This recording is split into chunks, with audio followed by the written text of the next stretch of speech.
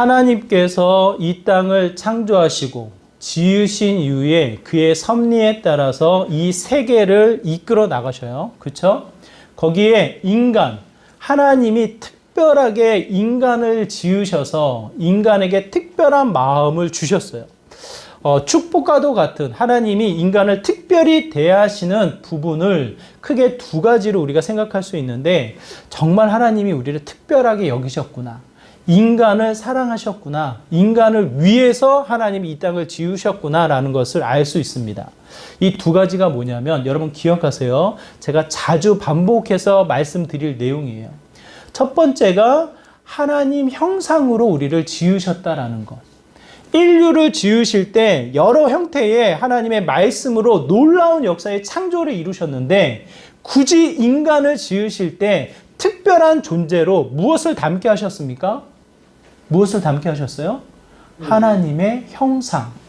이는 하나님을 아는 사람들이나 하나님을 믿는 사람들이나 하나님을 알지 못하고 믿지 않는 사람들이나 똑같이 하나님의 형상으로 지음받았다라는 것을 창세기 1장에서 기록하고 있어요. 우리가 너무 귀하게 여기는 반려동물들, 우리가 소중히 여기는 여러 가지의 자연 만물들, 우리가 비교할 수 없는 가치, 그 특별한 존재의 가치가 무엇으로 형성되어집니까? 하나님의 형상으로 지음받은 우리들의 존재. 그래서요, 하나님의 형상으로 받은 모든 인류의 사람들은 반드시 하나님을 어떠한 형식이든지 하나님을 인식할 수밖에 없어요. 하나님을 믿어서 예배를 드린다 이런 정도가 아니라, 하나님을 믿지 않고 하나님 앞에 예배를 드리지 않는 사람들도 하나님의 형상을 핑계할 수 없을 정도로 하나님이 그 마음속에 담아 놓으셨어요. 그것을 크게 두 가지로 근거를 내면 이렇습니다. 반드시 이 죄라는 거에 대한 찔림을 겪게 돼요. 하나님은 죄를 싫어하시거든요. 하나님은 죄를 멀리 하시거든요. 반드시 하나님의 형상을 담은 모든 인간들은 죄에 대한 찔림이 있어요. 찔림이. 이 양심에 화인받은 사람아, 그 양심에 대해서 평가를 하고 있다 한들 반드시 모든 인간의 마음속엔 무엇이 있습니까? 선한 가치에 대한 이 울림이 있어요. 울림. 그래서 죄라는 것이 보이거나 죄라는 것이 내 삶 가운데 찾아오게 되어지면 반드시 찔리게 되어 있어요. 찔림. 그 현상이 무엇으로 나타납니까? 하나님의 형상으로 우리가 지음받았기 때문에. 또 하나 근거를 찾는다면 이래요. 하나님 앞에 예배를 드리는 사람들, 그 외에는 무엇을 할까요? 반드시 하나님이 아닌 다른 존재에 예배를 드리게 되어 있어요. 왜? 하나님의 형상을 받았기 때문에 하나님에 대한 의지, 하나님에 대한 그 빈자리를 반드시 다른 것으로 채우게 되어 있어요. 그게 종교성이에요. 종교성. 나는 하나님 안 믿어. 나는 아무것도 안 믿어. 무신론자들, 그 마음속에 반드시 무언가를 믿는 그 하나가 있어요. 그것을 우리가 어떻게 생각할 수 있냐면, 하나님의 형상으로 지음받았기 때문에 반드시 우리의 삶, 우리의 패턴은 그 절대적인 그 무언가를 쫓게끔 되어 있습니다. 그래서 저희는 늘 얘기하죠. 거짓된 신, 가짜, 이 왜곡된 것들에 속지 말고 참 하나님을 온전히 따르라고 고백을 하죠. 하나님의 형상으로 받은 특별한 존재, 우리의 이 첫 번째 가치를 여러분 꼭 기억하세요. 어떠한 위치에 있든지 간에 그것은 핑계할 수 없을 정도로 하나님이 양심을 통해서, 종교성을 통해서 여러분에게 울리게 하셔요. 그때마다 여러분 기억하시기 바랍니다. 하나님의 형상으로 지음받았기 때문에 정말 하나님이 나를 소중히 여기시는구나 라는 이 가치를 여러분 기억하셔야 돼요. 두 번째 이 분류가 뭐냐면, 하나님이 특별히 여기시고 우리에게 주신 선물이 무엇일까요? 한번 생각해 보세요. 무엇이 있을까? 그 두 번째가 뭐냐면 사명이에요. 사명. 분명히 하나님은 모든 것을 하실 수가 있어요. 이 땅을 말씀으로 창조하시고 지으신 이후에 그냥 아무 문제 없이 돌아가게끔 하나님이 만들 수가 있어요.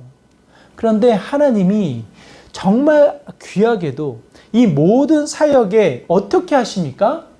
우리를 불러주셔요. 우리를 참여케 하셔요. 우리로 하여금 하나님의 역사가 펼쳐지게끔 우리에게 부르셔서 우리에게 역할을 주셔요. 역할을. 제일 첫 번째 아담에게 주신 사명이 무엇입니까? 아담에게 물론 모든 인류의 사람들에게 주신 게 이 땅을 정복하고 충만케 하시라는 이 대의 명령, 이 땅을 다스리라는 특별한 명령을 주셨어요. 그와 동시에 이 아담에게 아주 특별한 사명을 주셨어요. 무슨 사명이 기억이 나셔요? 하나님의 창조 사역에 참여케 하시는 이 일을 주셨어요. 아담이 어떻게 이 하나님의 창조 사역에 참여하게 되었습니까? 어떻게 해요? 모든 짐승들을 지나가게 하면서 이름을 짓게 하셨잖아요. 하나님이 하실 수 있어요. 하나님의 지혜자로 이 모든 것을 하실 수가 있는 분이셔요. 그런데 그것을 누구에게 시키셨어요? 아담에게. 그 당시의 이름은 무엇을 의미하냐면 그 이름이 이 가지고 있는 의미는 이 정체성, 이 이름이 그 무언가의 이 성격, 성질, 이 특성을 부여하는 게 이름이었어요. 아마도 이 창조의 사역에 아담을 참여시키셔서 그 이름을 지음과 동시에 각가지의 동물들의 이 특징, 이 각가지 동물들의 어떤 이 성격, 이 특성들을 부여하신 것이 아닌가라는 생각을 하게 되어져요. 제가 한 그 바이올리니스트, 우리 세종대 교수님이신데요. 유명하세요. 우리나라에서도. 그래서 그분의 연주가 굉장히 특별해요. 들으면 너무 좋아요. 그런데 이제 그분이 어느 음악회에 가셔서 연주를 하게 되셨는데 너무 영광스럽다는 표현을 쓰시더라고요. 제가 알고 있기로는 굉장히 탑 클래스에 계신 이 바이올리니스트거든요. 그런데도 불구하고 본인이 이 영광스러운 무대가 있대요. 그래서 제가 여쭤봤어요. 무슨 무대냐고.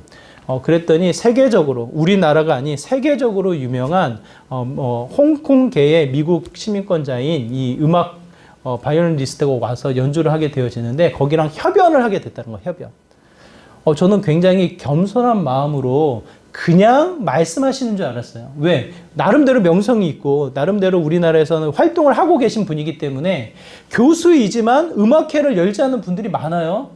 그만큼 이 실전에서는 이게 은퇴하신 분들이 많으시거든요. 근데 이분은 지금도 활동하시는 분이시거든요. 언제든지 저희 교회 오신다 그랬는데 언제 모실지 모르겠습니다. 근데 그분이 그렇게 표현을 하시더라고요. 이 협연에 대한 영광을 표현하시더라고요. 그래서 그분이 어떠한 분이신지를 제가 검색하게 됐어요. 검색해 보니까 바로 뜨더라고요. 세계적으로 이게 활동하면서 이게 순회하면서 연주하시는 분, 거기에 협연하는 것에 대한 영광스러움을 표현하더라고요. 하나님의 사역에, 하나님의 일터에, 하나님이 하시는 그 일에 여러분을 초대하셨어요. 어떠한 마음이 들까요? 어떠한 마음이 들까요? 바빠 죽겠는데 왜 나를 부르셔? 귀찮아 죽겠는데 나밖에 없나? 내가 아니면 이 일은 할 수 없나? 이런 마음이 드세요? 어떤 마음이 드세요? 하나님이 여러분을 부르셔요. 여러분의 가정을 통해서, 여러분의 직장과 사업체를 통해서 무엇보다 기쁨의 교회를 통해서 하나님이 부르셔요. 그것은 무엇을 이야기합니까? 두 번째, 정말 우리가 놓치지 말아야 할 하나님의 축복과도 같이 우리를 특별하게 여기셔서 우리로 하여금 이루고자 하시는 하나님의 거룩한 뜻, 그의 사명이 우리에게 주어진다는 것을 이야기합니다. 이것은 믿는 자와 믿지 않는 자와 구별되어져요. 믿지 않는 자들은 도저히 누릴 수 없는 은혜예요. 그래서 하나님이 인류에 하나님의 형상을 지으시고 만드신 이후에 택하셔요. 누구를 택하십니까? 하나님 백성, 이스라엘 백성을 택하셔요. 이스라엘 백성을 통해서만 이루고자 하시는 하나님의 사명이 그곳에 담겨져 있어요. 그것은 이스라엘 백성이 지금도 자신의 민족이 특별하다라는 특별 의식을 갖게끔 만들어 놓은 하나님이 주신 사명이에요. 그런데 이것이 예수님을 통해서 확장되어졌고 예수 그리스도의 그 십자가의 죽음을 통해서 모든 믿는 자들에게 우리에게 주어졌어요. 이제는 하나님을 믿는 거룩한 백성들의 모임을 통해서 주어지게 됩니다. 구약의 배경을 가지고 있기 때문에 이 특별함이 이스라엘 백성에 제한되어져서 나타나는 것을 보게 됩니다. 그게 오늘 우리가 읽은 본문의 말씀이에요. 8절에서부터 13절. 그 전에 우리가 지난주에 살펴보았습니다. 일제히 그들이 일어나서 무엇을 합니까? 일제히 일어나서 무엇을 해요? 일주일밖에 안 지났는데요. 무엇을 합니까? 일제히 일어나서 예루살렘에 모여 무엇을 합니까? 제사를 드려요. 제사를. 제물을 드려요. 오늘날의 표현으로는 무엇을 해요? 예배를 드리더라. 일제히. 제가 지난주에도 반복해서 말씀드렸지만 한 사람과도 같이 그냥 보세요. 9절에도 일제히라는 단어가 나와요. 9절에도 일제히라는 단어가 나와요. 9절. 보이세요? 9절의 말씀. 일제히 일어나. 한번 우리 같이 볼까요? 9절의 말씀. 9절의 말씀. 저기 후반부에 보면 앞에 있는 사람들이 쭉쭉쭉 나오면서 일제히 일어나 하나님의 성전 일꾼들을 감독하니. 보이시나요? 여기에서 쓰이는 일제히와 1절에서 쓰이는 일제히라는 단어가 틀려요. 물론 같은 단어로 사용되어져 있지만 1절에 사용되어지는 단어는 좀 다른 표현이 들어가요. 그냥 이 9절에 나타나 있는 일제히는 어떤 한 행동을 나타내는 거예요. 성전을 짓기 위해서 레위 사람들 중심으로 감독해서 함께 그 일을 했다. 행동이 나타나는 거예요. 근데 1절은 어때요? 1절은 일제히 한 사람과도 같은 존재를 의미해요. 존재를. 서로의 역할은 다르지만 서로의 모습 각양각색이지만 어떠한 모습으로 마치 한 사람과도 같이 예배의 자리로 나아가게 되었다는 것을 이야기합니다. 여기에는 하나님의 놀라운 신비로운 연합이 그곳에 포함되어져 있어요. 예수 그리스도만으로만 주어지는 연합체. 성령 하나님이 우리 각각 관계의 모퉁이 돌이 되어주셔서 서로 모난 부분을 힘있게 서로 견디도록 힘있게 서로 버티도록 성령의 역사를 통해서 주어지는 신비로운 연합체, 한 몸과도 같은 연합체를 의미해요. 그와 같은 한 몸으로 예배의 현장을 지켰다. 제일 우선해서 그 예배를 드렸다. 그 다음에 무엇을 합니까? 그 다음에 예배가 끝났으니까 흩어져서 우리 집안일 해야죠. 우리 아이들 가르쳐야죠. 먹고 살아야 되니까 농축업도 해야 되고 밭도 갈아야죠. 각각 흩어져서 일하러 갑니까? 물론 그 일이 있겠죠. 그 일이 있겠지만 오늘 본문은 강조해서 우리에게 무엇을 의미합니까? 강조해서 하나님이 왜 예루살렘으로 보내셨는지 이스라엘 백성을 굳이 다시 택하셔서 70년의 시간을 거슬려서 그들이 있었던 예루살렘으로 왜 보내셨는지 하나님이 주신 사명이 있잖아요. 그렇죠? 하나님이 주신 사명이 무엇입니까? 오늘 본문의 배경이 되어지는 이스라엘 백성에게 주신 하나님의 사명이 무엇이에요? 뭐예요? 건축이잖아요. 건축. 고레스 칙령을 통해서 뭐라고 이야기해요? 너희들은 예루살렘으로 올라가서 무엇을 해라? 성전을 지어라. 성전을 지으라라는 하나님의 특별한 사명이 그들에게 주어졌어요. 그 사명을 받은 이스라엘 백성의 마음은 어떨까요? 기쁠까요? 싫을까요? 귀찮을까요? 기대가 될까요? 어떨 것 같아요? 어떨 것 같아요? 여러분에게 그런 마음이 주어졌다면 어떨까요? 그래도 일상을 내려놓고 귀환의 명단에 포함된 이스라엘 백성들은 기쁘고 기대감이 크지 않았을까 싶어요. 그러다 보니까 본인이 해야 할 일을 뒤로 하고 최우선순위로 강조되어져서 사명을 감당하였다라고 이야기를 합니다. 우리가 읽은 8절의 말씀 우리가 한번 같이 읽어볼까요? 8절의 말씀 같이 읽을게요. 8절의 말씀 좀 깁니다. 이들의 형태를 한번 자세히 한번 살펴보면서 읽어보세요. 같이 읽겠습니다. 시작. 예루살렘에 있는 하나님 성전에 이른 지 2년 둘째 달에 스알디엘의 아들 스룹바벨과 요사닥의 아들 예수아와 다른 형제 제사장들과 레위 사람들과 무릇 사로잡혔다가 예루살렘에 들어온 자들이 공사를 시작하고 20세 이상의 레위 사람들을 세워 여호와의 성전 공사를 감독하게 하매. 몇 년의 시간이 걸렸어요? 이 공사가 시작하기 기간이 몇 년이 걸렸어요? 뭐라고 적혀 있어요? 예루살렘에 있는 하나님의 성전에 이른 지 얼마나? 네? 2년 2개월. 2년 2개월의 시간이 지났대요. 2년 2개월. 어때요? 그 시간이? 짧아요? 길어요? 짧아요? 길어요? 2년 2개월 동안 도대체 뭐 했길래 도대체 뭐 했길래 이 사람들이 이제서야 공사를 시작할까? 그런 마음이 드세요? 어떠세요? 여러분, 공사하기 위해서 얼마나 준비하십니까? 오늘 가은이가 있어야 되는데.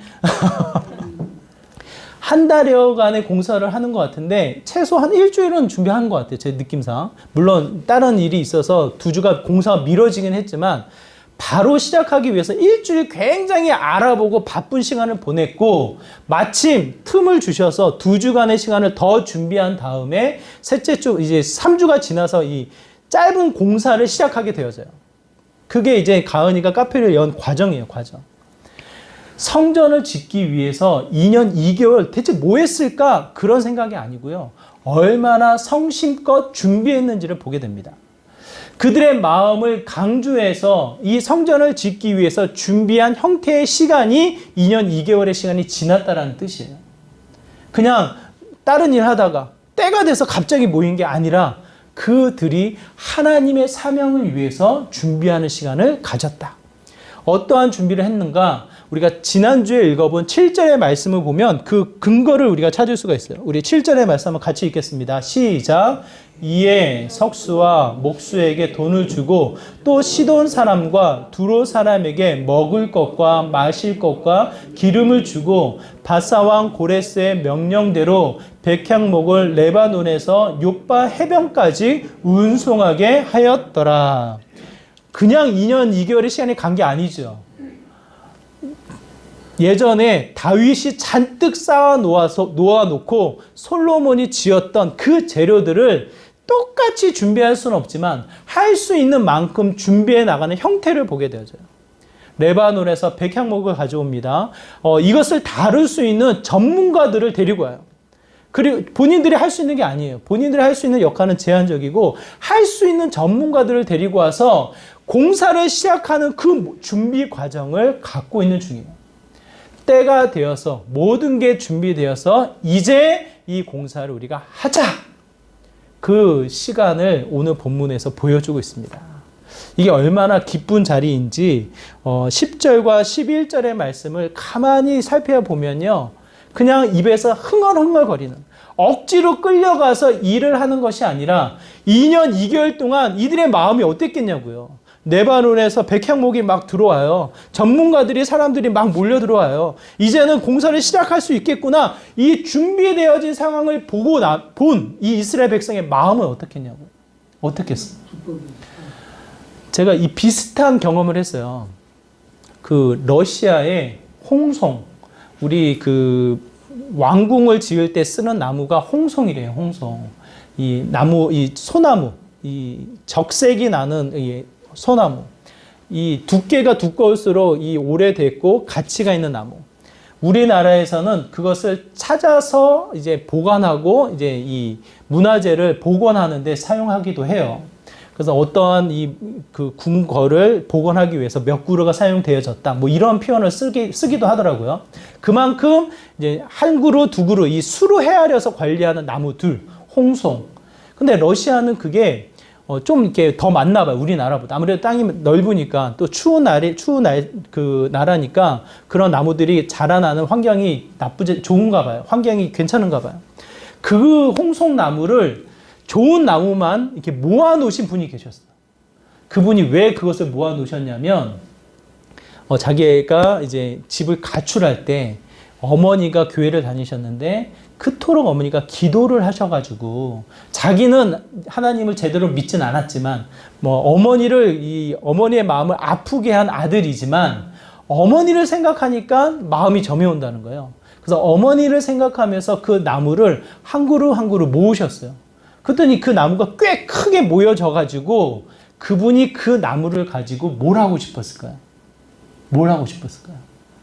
교회를 짓고 싶었어요. 교회를. 그래서 이 나무를 가지고 어머니를 생각해서 교회를 꼭 하나 지어야겠다라는 마음을 가지고 있다가 마침 그게 연결되어져서 이 가평에 교회를 짓게 되었어요. 그래서 그 나무가 들어오는 날 그것을 본 사람들이 이 설레임, 그것을 본 사람들의 이 놀라움, 가치 있는 나무들이 몰려 들어오는 것에 대한 이 감격스러움을 누리게 되어졌다라는 이야기를 제가 듣게 되었어요. 그 분도 보내면서 울었고 그것을 받으면서도 감격스러웠고, 오늘 이스라엘 백성의 마음이 어땠을까요? 2년 2개월 동안 준비되어진 상황, 이제는 시작되어진다라는 이 마음, 입에서 무엇이 흘러나올까요? 무엇이? 흥얼흥얼거리며 하나님을 찬양하는 모습. 10절과 11절은 그 마음이 담겨져 있어요. 마치 다윗이 하나님의 이 임재가 상징되어지는 말씀이 들어올 때 춤을 추며 노래를 불렀던 다윗처럼 이스라엘 백성이 똑같이 그 마음을 가지고 이 성전을 시작하는 마음에 찬양과 예배가 펼쳐지는 순간이 아닐까라는 생각이 듭니다. 여기서 제가 질문을 드릴게요. 여러분에게 주어진 사명은 무엇이 있습니까? 그 사명을 통해서 여러분 무엇을 준비하고 계세요? 그 사명을 통해서 어떤 마음이 드세요? 여러분의 가정, 여러분의 자녀, 여러분의 직장, 여러분의 사업체, 여러분의 동료, 이웃, 하나님의 사명이 없나요? 또 하나의 질문. 기쁨의 교회에 주어진 사명은 뭐가 있어요? 기쁨의 교회에 주어진 사명은 뭐가 있을까요? 기쁨의 교회에 주어진 사명은 무엇이 있을까요? 한번 생각해 보세요. 여러 가지를 우리가 생각해 보게 되어지는데요. 분명히 하나님이 주신 사명이 있다고 저는 생각을 해요.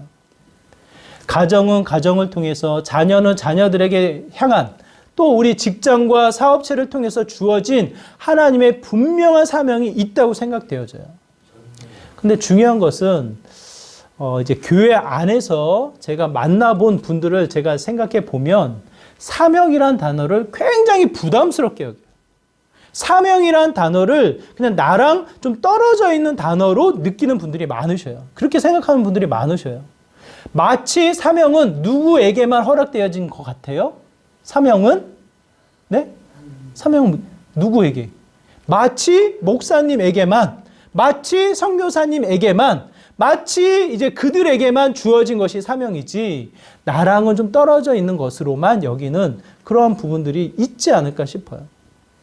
근데 여러분 기억하시기 바라요. 하나님은 이 모든 인류의 인간의 사람들에게 이 하나님의 형상으로 지음받은과 동시에 그를 통해서 이루고자 하시는 하나님의 뜻, 하나님의 사명이 그곳에 담겨져 있다고, 담겨져 있다. 여러분은 그 사명을 기억하셔서 사모하시고 그 사명을 준비해 나가시는 믿음의 귀한 시간이 되기를 바랍니다.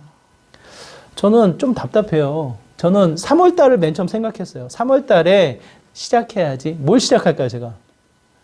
주일학교. 주일학교 시작해야지.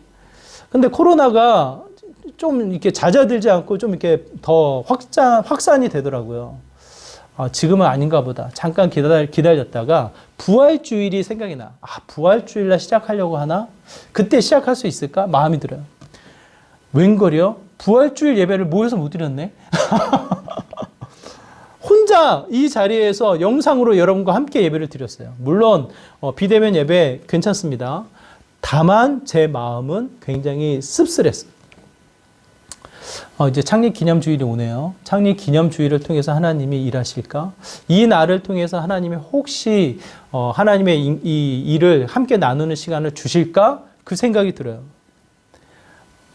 어떻게 하실까 고민스러워요. 근데 이제 마음이 좀 바뀌었어요. 아까 기도했던 것처럼 어떤 마음이 들었냐면 하나님이 원하실 거 아니에요. 하나님의 때에 맞춰서 아이들이 예배를 원하시지 않겠어요? 근데 지금 그 때를 주시지 않는 이유는 무엇일까로 바뀌었어요. 아마도 더 준비하라는 시간을 우리에게 주신 것이 아닌가. 2년 2개월이 될지 모르겠지만 하나님이 주신 그 기간, 하나님이 주신 그 시간을 통해서 더 기대하고 더 준비하는 시간으로 하나님이 우리를 세우신 것이 지금 이 시간을 주신 것이 아닌가라는 생각으로 바뀌었어요. 그랬더니만 낙심과 좌절이 아닌 무슨 마음으로 바뀌어요? 설레임으로 바뀌어요. 설레임. 정말 무엇을 준비할까? 정말 더 많이 준비해야 될 것은 무엇일까? 여러 가지 생각을 하게 되어져요. 그러면서 지난주에 걸쳐서 우리 청년들이 모여서 성경 공부하는 모습들, 우리 박재혜 간사님과 이 교제를 하면서 한 형제, 한 자매가 얼마나 귀하게 여기는 그 마음들. 물론 캠퍼스 사역도 아직 확 열리지 않아서 답답함이 있겠지만 그럼에도 불구하고 그 때때에 맞춰서 하나님이 준비하고 이 진행해 나가시는 하나님의 일하심들.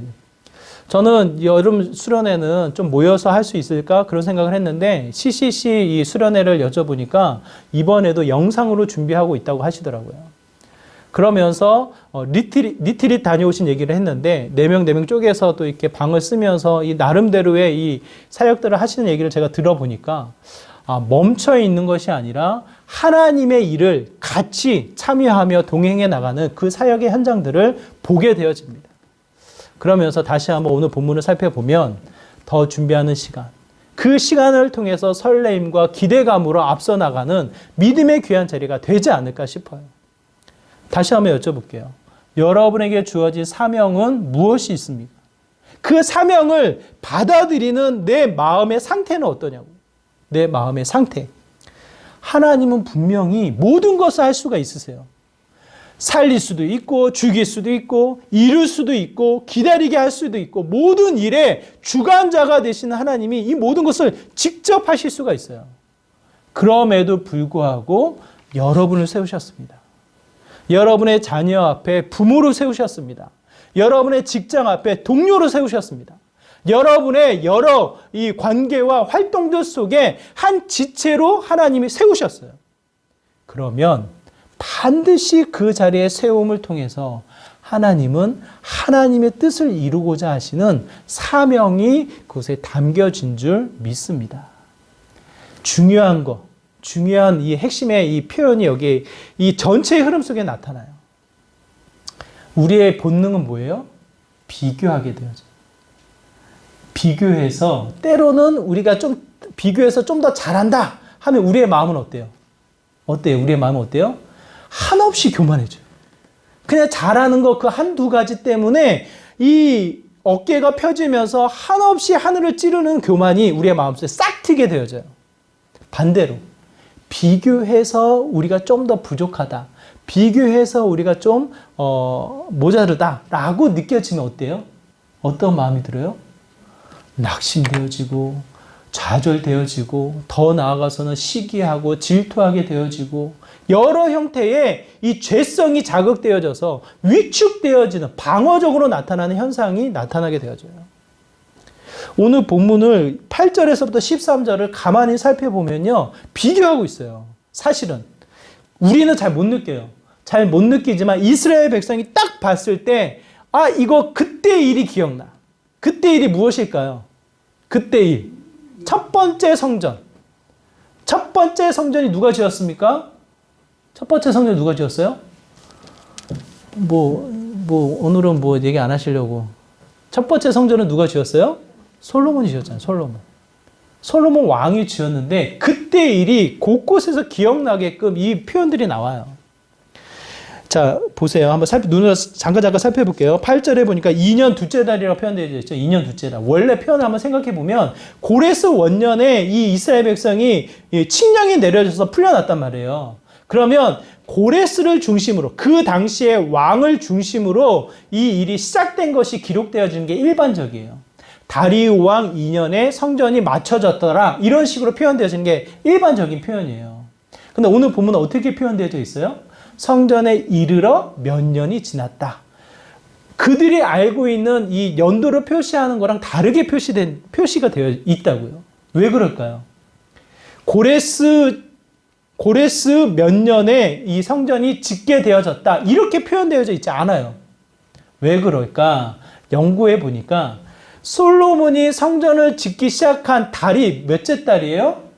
몇째 달? 둘째 달이에요. 둘째 달.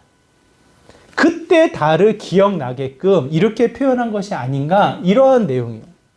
어때요? 그럴 법해요? 안 그래요? 이거 하나만 그러면 그럴지 모르겠는데 뒤에 나와 있는 흔적들이 그래요. 레위 사람들을 가리켜서 이제 사람들을 세우고 그들이 20세 이상의 8절 후반부에 20세 이상의 레위 사람들을 통해서 감독해 해요. 감독. 이 본문도 똑같아요. 솔로몬 왕이 이 성전을 지어 나갈 때 어떠한 형태였냐? 역대하를 통해서 솔로몬의 이 흔적을 찾아보면 똑같이 기록되어져 있어요. 똑같이. 물론 에스라가 역대 상하를 기록했기 때문에 비슷하게 표현했을 것이다. 이렇게 생각할 수 있지만 그 첫 번째 성전을 기억하고 있는 사람들의 이 입맛, 그들의 기억을 끄집어 당겨서 첫 번째 성전과 비교하고 있는 흔적을 보게 되죠.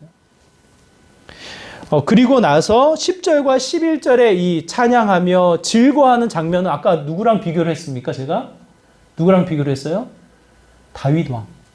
다윗 왕이 그토록 짓고 싶었던 성전. 다윗 왕이 성전을 못 지었어요. 하나님이 그에게 성전 짓는 사명을 안 주셨어요. 그가 짓지 못하고 그가 준비한 재료를 통해서 솔로몬 왕, 다윗의 아들이 그것을 짓게 되어져요. 그때 기쁨과도 같이 감격과 환희로 이 성전을 맞이하고 있는 이스라엘 백성의 상태. 7절에 이 재료들, 7절에 모이는 이 전문가들이 똑같이 첫 번째 성전을 지었던 사람들, 그때 재료들을 통해서 지금 성전을 다시 재건하고 있는 것을 이야기를 해요. 이 내용들을 우리가 가만히 8절에서부터 13절의 내용을 가만히 살펴보면 무엇이랑 비교하고 있습니까? 첫 번째 성전이랑 비교하고 있어요. 자연스럽게. 그들이 기억하고 보지는 못했지만 듣고 이미 생각하고 있었던 첫 번째 성전과 계속해서 비교해서 이 두 번째 감격스러운 재건을 이루고 있다는 뜻이에요. 그런데 아까도 말씀드렸지만 비교하면 비교할수록 교만해지거나 더 위축되어진다고 말씀드렸잖아요. 그렇죠? 그 현상이 12절, 13절에 똑같이 나타나요. 12절, 13절의 말씀 우리가 한번 같이 읽어볼 텐데 12절, 13절을 읽으실 때 어떠한 그룹이 어떠한 분류로 나누어지고 있는지를 한번 보세요. 12절, 13절의 말씀 같이 읽겠습니다. 시작! 제사장들과 레위 사람들과 나이 많은 족장들은 첫 성전을 보았으므로 이제 이 성전의 기초가 놓임을 보고 대성통곡하였으나 여러 사람은 기쁨으로 크게 함성을 지르니 백성이 크게 외치는 소리가 멀리 들리므로 즐거이 부르는 소리와 통곡하는 소리를 백성들이 분간하지 못하였더라. 어떠한 그 그룹이 나타납니까? 어떠한 그룹? 어떤 그룹이 나타나요? 이렇든 저렇든 계속해서 이 비교되어지는 현상을 통해서 첫 번째 성전을 기억하고 있던 사람들 어떻게 반응하고 있습니까? 나름대로 이 두 번째 이 성전을 재건하니까 터를 닦을 거 아니에요. 이 터를 닦아서 여기는 기둥을 세우고 이곳은 무슨 역할의 이 벽을 세우고 해서 터를 닦을 거 아니에요. 터를. 그 터를 보고 있는 사람들, 특히 첫 번째 성전을 기억하고 있는 사람들, 첫 번째 성전과 두 번째 재건되어지는 이 성전의 터를 보면서 비교하고 있는 사람들의 마음이 어떻게 나타납니까? 무엇을 해요? 대성통곡하고 있다. 대성통곡하고 있는 자의 마음은 어떨까요? 무슨 마음이 들어요? 네? 기쁨의 눈물이 아니에요. 기쁨의 눈물이 아니에요. 두 분류로 나누어서 설명하고 있잖아요. 대성통곡 하나. 그러나 기뻐하며 함성 지르는 사람들도 있었더라. 나눠져 있잖아요. 나눠져. 그 대성통곡하는 사람의 마음은 첫 번째 성전의 웅장함, 첫 번째 성전의 규모, 첫 번째 성전의 그 여러 가지 화려함이 안 느껴지는 거예요. 지금 살고 있는 집에서 더 좁게 이사를 가면 마음이 어떠한 마음이 들어요? 30평에서 살다가 15평짜리 집으로 이사를 갔어. 15평짜리 집에서 살다가 5평짜리 집으로 이사를 가야 될 상황이 나에게 왔다. 여러분의 마음은 어떤 마음이 들어요? 마음의 이 우울함, 마음의 실패감, 마음의 좌절감이 들어요. 대성통곡은 어쩐 그런 마음인지 모르겠어요. 근데 여기서 중요한 거, 하나님의 사명으로 하나님의 인도하심으로 그 자리에 세움을 얻었잖아요. 예? 우리의 본능은 비교한다니까요. 우리의 본능은 예전에 가지고 있던 생각, 눈에 보여지는 화려함, 내 마음속에 계산이 돼버려. 내가 좀 낫네? 계산이 저절로 돼버려. 또 한편, 내가 좀 부족하네? 이건 좀 내가 못했네? 이 마음에 계산하고 싶지 않아도 내 본능이 계산을 해버려. 그러면서 때로는 교만, 때로는 위축, 때로는 시기 질투, 때로는 마음의 좌절, 낙심으로 찾아온다니까요. 본능이에요. 근데 여기서 중요한 거, 하나님이 주신 사명은 무엇이냐고. 하나님이 주신 사명의 의미는 대체 무엇이 있냐고요. 하나님이 주신 사명은 크고 작은 개념이 없어요. 더 중요하고 덜 중요하고 그런 위치가 아니에요. 더 높고 낮음의 위치가 아니라고요. 우리의 본능으로 계산되어지는 넓고 좋은 화려한 집에서 작고 초라한 집, 이 차이가 전혀 없다고요. 하나님이 주신 사명에서 누구는 목사, 누구는 장로, 누구는 안수집사, 누구는 집사, 그런 차이가 없다고요. 하나님이 주신 사명은 그 사명, 그 사람, 그 환경에 따라서 주어지는 것에 아무런 의미가 없어요. 분명한 것은 합력해서 하나님의 일을 이루게 하신다는 것, 하나님의 영광을 드러나게 하신다라는 것, 그거밖에 없어요. 여러분 기억하시기 바라요. 아니 왜 나에게는 이런 일밖에 안 주시는 거야? 이것도 지나간 일인데 한 집사님이 식당 봉사만 이렇게 계속 주어졌나 봐요. 모르겠어요. 그분이 몇 년을 그렇게 하셨나 봐요. 그래서 제가 그 이야기를 들어야 되는 위치에 그분이 날 찾아오셨어요. 왜 나는 맨날 식당 봉사만 시키냐고. 그래서 제가 시켰나요? 그분 뭐라고 그랬게요? 제가 시킨 게 아니거든요. 아니 그러니까 목사님 시킨 건 아닌데 왜 나는 계속 식당 봉사만 하시냐고요. 계속 그 얘기를 하시는 거예요. 그래서 저는 그 얘기를 듣고 아무 대답을 할 수가 없어요. 제가 뭐라고 그래요? 그 상황도 모르고 앞으로의 일도 제가 모르기 때문에 듣기만 했어요. 근데 계속해서 자기가 오랜 시간 식당 봉사한 거에 대한 이 안타까움, 숨어 있다 보니까 사람도 만나지 못한 이 속상함을 얘기하시더라고요. 그렇잖아요. 뒤에서 주방에서 일을 하니까 사람들도 못 만나고 얼마나 이 굳은 일을 오랜 시간 하신 거예요. 그래서 제가 시간이 좀 지나서 이제 바꿔줄 수 있는 기회가 생겨서 집사님 그러면 그때 말씀하셨으니까 다른 거 하세요. 새 가족을 돕는 일을 하세요. 그래서 새 가족도 만나고 또 이렇게 여러 분들을 만날 수 있는 봉사를 해보시면 어때요? 제가 그렇게 권했어요. 그럼 어떻게 했을까요? 뭐라 그랬을까요? 그냥 저 식당 할게요. 그러시더라고. 그 잠깐의 시간에 또 여러 가지의 또 사람들의 격려, 또 하나님의 마음을 느끼셨나 봐요. 누가 시켜서 그 일을 했냐? 몰라요. 저는 알 수가 없어요. 누가 어떤 환경이 주어져서 그 일을 했냐? 몰라요. 알 수가 없어요. 분명한 것은 그 곳곳에 이 의미가 있고 가치가 있고 합력해서 주님이 원하시는 아름다운 교회가 세워져 나가게 된다는 것. 기쁨의 교회를 얘기하는 게 아니에요. 우리 일상에 주어진 하나님의 몸된 교회가 각 가정과 직장과 이 사회와 이 나라를 통해서 세워져 가게 된다는 것. 식당 봉사를 몇 년 해도 어쩔 수 없어요. 때로는 다른 봉사를 해도 어쩔 수가 없어요. 근데 중요한 거, 그 자체의 비교가 아닌 하나님의 시선을 통해서는 모든 것의 가치와 합력해서 선을 이루는 형태가 된다라는 것을 이야기합니다. 요 당시에 학계 선지자가 있었어요. 학계 선지자가. 그래서 학계 선지자가 이와 같은 고백을 합니다. 우리 같이 읽을게요. 학계에서 2장 9절의 말씀 함께 있습니다. 시작. 이 성전의 나중 영광이 이전 영광보다 크리라. 만군의 여호와의 말이니라. 내가 이곳에 평강을 주리라. 만군의 여호와의 말이니라. 똑같은 환경이에요. 똑같은 상황 속에 학계 선지자를 통해서 하시는 말씀이에요. 이전 영광을 보고 니네들이 지금 한탄하느냐, 통곡하느냐, 이전 영광보다 지금 이 순간의 영광이 아니라 나중에 올 영광.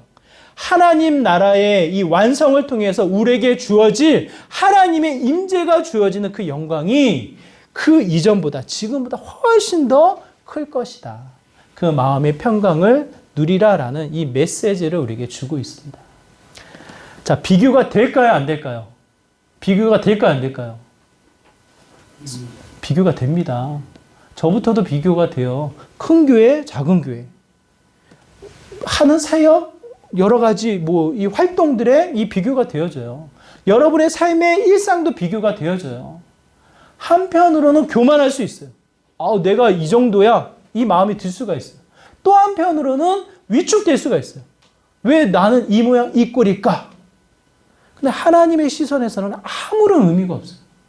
하나님의 시선은 1대1 나와의 관계 그 하나밖에 없어요. 너를 통해서 이 일을 이루기 원한다. 하나님이 저에게 주신 메시지예요. 채동배를 통해서 기쁨의 교회 이 믿음의 공동체를 함께 이루기 원한다. 너무 감사하고 너무 감격스러워. 채동배를 통해서 한비, 은비를 통한 이 가정을 세워나가기 원한다. 그 누구도 할 수 없는 일이에요. 너무나도 이 책임감과 그 은혜가 누려지게 되어져요. 청주 유스가 지나가면요, 그냥 안 지나가져요.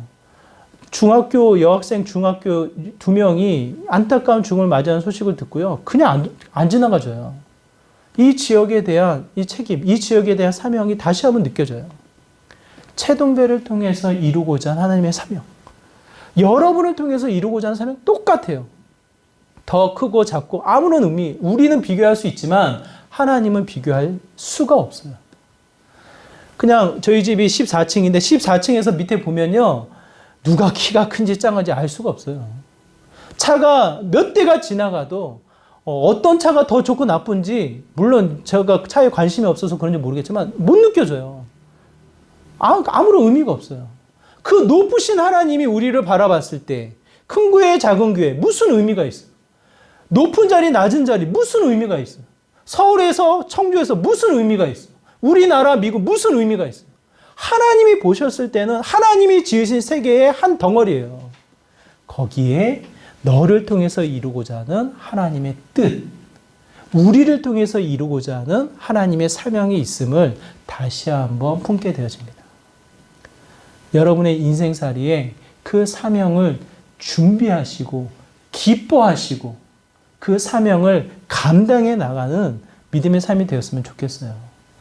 그 중에 하나가 다음 세대일 것이고, 그 중에 하나가 소외된 자들, 장애인을 섬기는 이 모임의 이 사역이 반드시 있을 것이고, 더 나아가 이 지역을 섬기는 귀한 사명이 우리한테 있지 않겠습니까?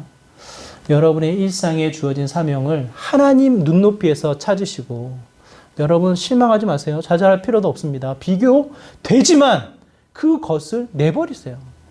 비교되지만 그냥 그것에 너무 신경 쓰지 마세요. 그래서 결국 하나님의 귀한 사명을 감당해 나가는 믿음의 귀한 지체들, 또한 믿음의 이 기쁨의 교회가 되기를 바랍니다.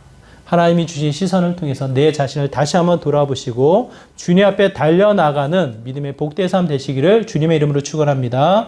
우리 말씀을 기억하면서 잠깐 기도할까요? 하나님, 그렇습니다. 나는 작지만, 나는 보잘것없지만 하나님이 사용하시는 줄 믿습니다. 하나님이 주신 그 사명 준비케 하시고 감당케 하시고 기쁨을 누리게 하여 주시고, 세상을 통해서 비교될 수 있지만 그 비교의 선에서 멈추는 것이 아니라 다시 한번 하나님을 바라보고 하나님의 시선 앞에 놓여서 나에게 주어진 그 사명, 가정과 직장과 사회 모든 활동을 통해서 주님의 뜻을 이루는 믿음의 복된 삶 되게 해달라고, 이와 같은 마음으로 내 삶을 두고 이 시간 함께 간절한 마음으로 기도하며 나가도록 하겠습니다. 함께 기도하겠습니다. 하나님, 그렇습니다. 우리의 삶이 주님 안에 놓여져 있음을 보게 됩니다. 주님의 뜻, 주님의 사명을 감당해 나가는 믿음의 삶이 되길 소망합니다. 세상과 비교되어져서 때로는 위축되어지고, 때로는 교만하고, 때로는 시기와 질투, 때로는 낙심과 좌절이 있을 수 있지만 그것이 끝이 아님을 고백합니다. 하나님이 바라봤을 때에는 아무런 차이가 없는, 하나님이 소중히 여기시는, 하나님의 역사에 참여케 하시는 하나님의 놀라운 은혜임을 이 시간 고백합니다.